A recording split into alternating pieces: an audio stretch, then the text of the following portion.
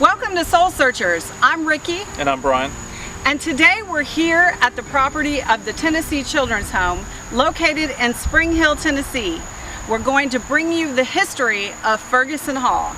And with us is Bill Alsop. He is the Director of Development for the Tennessee Children's Home and Ferguson Hall. Thank you. Thanks for having us, Bill. You're very welcome.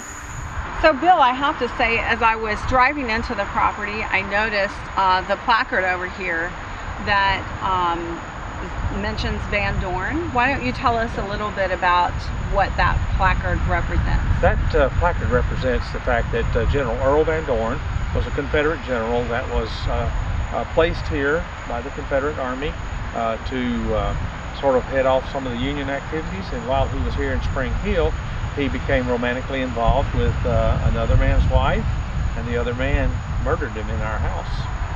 Right there in Ferguson Hall. In Ferguson Hall, that's correct. And when was that? That was in 1863. Wow. Yeah, May 7th, 1863. And Bill, I'd like to think I'm a pretty in-style guy, but looking at your clothing here, I must have missed something. So why are you dressed like this exactly? Well, as the historian for Ferguson Hall, I do portray the owner of the house that had it built in 1852 and 53, Martin Chairs. And so I welcome guests as they come in as Martin Chairs. All right. So we're in the front entrance, correct? Right. Ferguson Hall, and if it isn't, it certainly looks like it is because it's very grand. And obviously, the first thing I have to ask you is, you know, it's so beautiful with all of these large pillars and all of the detail work, which you don't see in structures built today. So do you have any knowledge as to where that comes from? There was a period of time there in the mid-1800s where Greek Revival architecture was very prevalent, and of course buildings like Ripavilla and Oak Lawn and Elm Springs and in Columbia and several other houses around this area in Middle Tennessee were built as Greek Revival structures, and so that was what this one was modeled after. And of course this house was built simultaneously with Ripavilla. Oh, it was? Yes. So yeah, that's kind of the common theme that we're seeing here is some of these other homes that we visited, they're all looking pretty much identical. You know, there's a few differences, but right. They're all that Greek style building. Right. And, were those locations built by the same builders? No, they weren't. They were built by different ones. But again, it was the style that was popular at that period, and so the various builders were very skilled at making it happen. And it's interesting that most of this work was done with millwork right on site. You didn't order these from a manufacturer to be shipped in. They were actually made on site. And the bricks were made right here in Spring Hill as well. Oh, wow. So that's trees that they're cutting down in the area to build this home. That's correct. And how long would it take to construct a structure like this? This house was begun in October of 52, and it was completed by December of 53. So wow. You're looking at maybe 12 to 15 months. Okay. And that's why I think it was different builders building it, because a different builder built Ripavilla than built this house. Oh, okay. And obviously it took that long too, because they really put a lot of attention to the detail. Exactly. And it sounds like making sure that they were using the best local products to make it. Right. And the wood that was used in the house was probably cut right here in this area. Poplar, cedar, white ash, all of these woods are used in the house at particular points. The white ash was used for floors and doors. It's hardest of the woods, and then the cedar was used around the windows and the door frames because it was weather resistant and lasted a long time. And the poplar was used on the floors because that was also a very hard wood, and so the floors in the main house are made out of poplar. Wow. So why don't you come on and join us as we go inside. Okay, so now we're in the room that is just off of the entrance, and can't help but notice all these lovely dining tables here. So do you normally have it laid out like this? These tables are here for us to serve our guests. when they come in on tour groups. We are okay. the last stop on a progressive dinner that the Visitors Bureau puts together. And they come here, they get cake and coffee or water or tea or whatever is the last stop for their desserts. And that's great. they also get a story about this room. Yeah, and the history, right? Yeah. So how, if someone was interested in being able to take that tour, how do they go about doing that? Two ways. One is they can contact the Visitors Bureau and find out if they're putting one together locally. Okay. They usually do at least that sometime toward Christmas. And then if they want to, if they've got a group, I usually will take 6 or 8 or more, and I'll have groups come here by appointment. They call us here at the children's home, and I can provide that for them. Oh, great, great.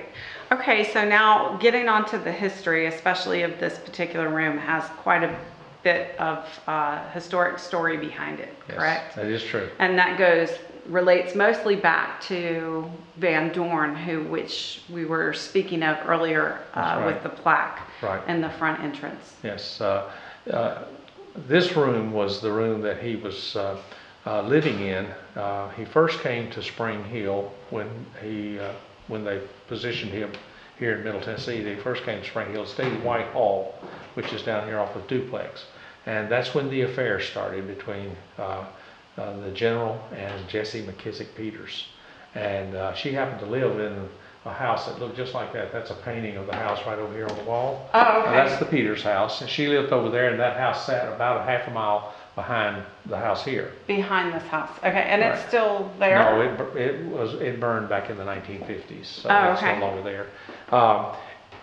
He was staying at Whitehall. Jessie went down there, and she wanted to meet him, and the affair started. Mrs. White didn't take kindly to the affair taking place at her house, so she asked her husband to relocate the General, and he came down here and he says, "Martin, can you put the General up?" And we said, "Well, we'll close the pocket doors, put him in this back parlor here," and he had his cot located on that wall, the wardrobe over here, a washstand back here, and a field desk similar to the one in the corner there was positioned right here by the window.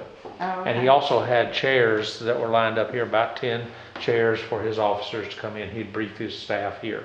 But it was also very convenient because he could look out across the field and see when she would wave the lantern that he could come over and visit. Right. So that's kind of a little story off kind the of side. hiding him in the back part of the house, but at the same time making it more convenient. He liked it. I think he enjoyed that very much because it was better than being at Whitehall because he had no visual sight to the Peters house. But when Dr. Peters came back to town, Dr. Peters had given up his medical practice to be in the state legislature, and he was the state legislature during the war, moved from Nashville to Memphis, and so he's over there. She's his third wife. His first wife died before their first anniversary. The second wife bore him 7 children, and then she passed, and he needed somebody to take care of his kids. And this was common in those days. A man would marry somebody just for the convenience of having somebody take care of his kids. He had 7. And we did say 7. 7, yes. There were 7 children there. And and she was also a cousin by a previous marriage. So that was just one of the things that happened back in the 1800s.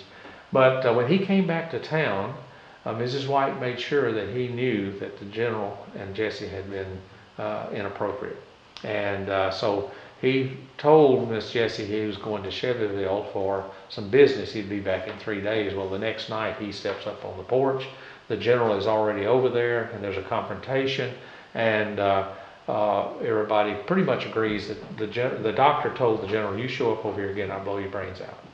And so we found out later that the doctor said he wanted the General to put in writing that he had been the aggressor, that he had taken unfair advantage of a poor, naive young housewife. And so on the morning of May 7th, he showed up over here to get that written statement. And the doctor later told us, he said, he read the first statement, and I could have lived with that. And the second statement, my blood began to boil. And when he read that third statement, I meant to shoot him right between the eyes. But he ducked, and the bullet went in over his left ear and lodged in his forehead. And he collapses there. The doctor simply walks out right here on at his desk. At his desk, and of course that's why the blood stains are back here. Okay. And so the doctor simply went out, got on his horse, and this time he really did ride to Chevyville. And he got over there, and Leonidas Polk, who was commanding the unit over there, said, "You got to keep riding." So he went on back through and got back to Memphis. He divorced Miss Jessie for abandoning him and his family. Of course, Miss Jessie's still back here in Spring Hill taking care of his 7 children. The doctor never was tried. He was detained once, but he always said it was a justifiable killing because he violated the sanctity of my home. So we are now standing in the, what is the north entrance, That's or right. north porch, which you said carriages Yes, they would bring them in this way, Well, they would correct? drop their luggage off here, and if there were guests coming in to spend the night, they would bring their supplies in through this entrance. Okay, and you said to me earlier that there was part of the agreement on the contract in regards to Yes. how this. Well, the How north to- side columns specifically were to match those that were at Whitehall. It's just like when you see something you like in another house, you say, "I really would like to have that in my house." Right. The columns on the north side of this house, as well as Rickleville, are square, and they do match the columns at Whitehall. Okay. And so that's why those columns are different. And it's just designed that way. Now, how did it come to be known as Ferguson Hall? And good question, because it was during the acquisition by the Branham and Hughes Academy. It was known up until that point as the Martin Chair's Home. And all the references might have been just Martin Chair's Home. And so when Branham and Hughes moved here, he was naming the various houses and dormitories halls. And he named this one Ferguson Hall after his mother-in-law, Fanny Ferguson. Oh, okay. And so it became Ferguson Hall. And it's been Ferguson Hall since 1904. Long time. Yeah. And Bill, if anybody wanted to get any information on Ferguson Hall or come visit Ferguson Hall, where would they go?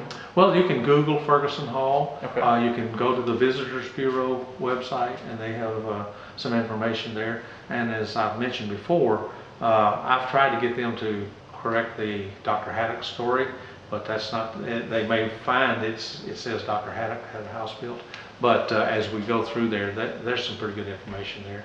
I also did a video with David Logston, who wrote the Antebellum Trail Guide book. I don't have it here, but we've got that going. Sounds like we got a ghost. Or a visitor of But some sort. go to the website. We'll Okay. just go to the website at the Visitors Bureau, Murray County Visitors Bureau, and get that in. Well, thank you so much Thank for you. showing us It's this been my beautiful pleasure. place and sharing all the Thank you, Bill. information Thank you, Ryan. with us. And if you all want to join us next time around, I think we're going to be heading down 31 towards Franklin and possibly stopping, I believe, at Ron Chuck Music. Okay, that'd be great.